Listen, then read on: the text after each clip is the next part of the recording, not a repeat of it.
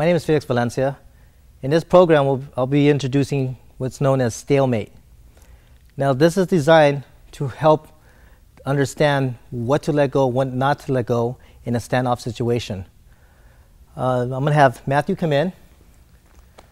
And what Matthew is going to do is he's going to do a thrust to me, and I'm going to grab his wrist. And I'm going to thrust to him, he's going to grab my wrist. Now, in this situation, a lot of people say, well, easily give a headbutt.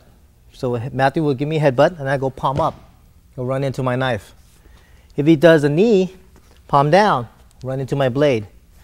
And we could do what we call baby cuts and just cut each other up little by little.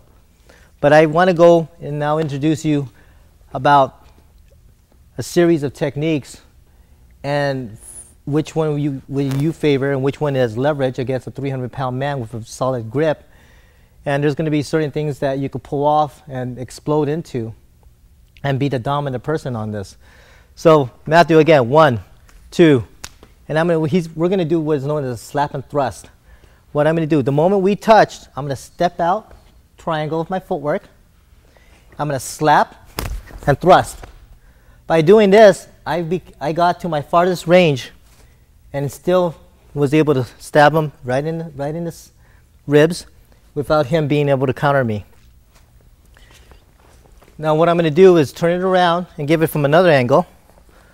Matthew is going to thrust. I'm going to thrust, slap, thrust.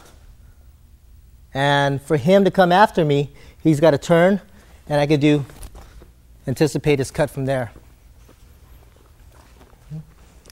Okay. I'll go a little bit faster. Go 1, 2.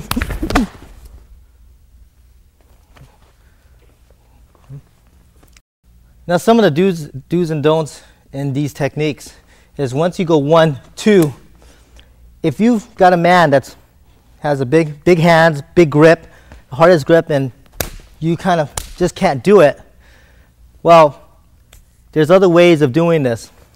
The next one, and you watch it for your training partner, is go palm up under his elbow and hyperextend it. And go into, instead of slap and thrust, hyperextend and then thrust. Okay? So 1, 2, pop it, and then stab. Now, if you're not comfortable, again, that's off an explosion. The moment you touch, boom, hurry up and go, slap and thrust. We're going to go into another technique. It's still slap and thrust, but we're going to add a disarm, slap and thrust. This is much more safer for a lot of people. So Matthew's going to attack. Again, 1, 2. Now what I'm going to do is nonchalantly get my blade to cross his arm and then put it together. You notice it's a disarm, slap, and then thrust. Now with this, I don't really need the footwork because I still have the knife. So again, he's going to go 1, 2. Over here, pull, push, slap, and then thrust.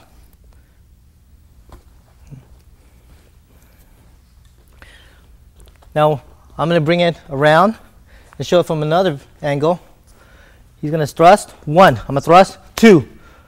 Now cross, pull, push, slap, and then thrust.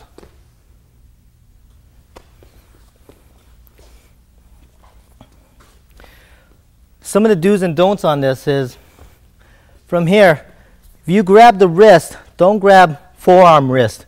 Grab wrist, hand, half of the hand, so you have the leverage when you need it. If you grab forearm and wrist, that area, he could bend and just literally still keep the knife. The other thing is, try to put it together. When you cross, put them together, the knife and his forearm, and then pull, push. If you start from here and his wrist is still flexible, he just bangs himself. When you put it together, it's leverage. Okay, from here, slap, and then thrust.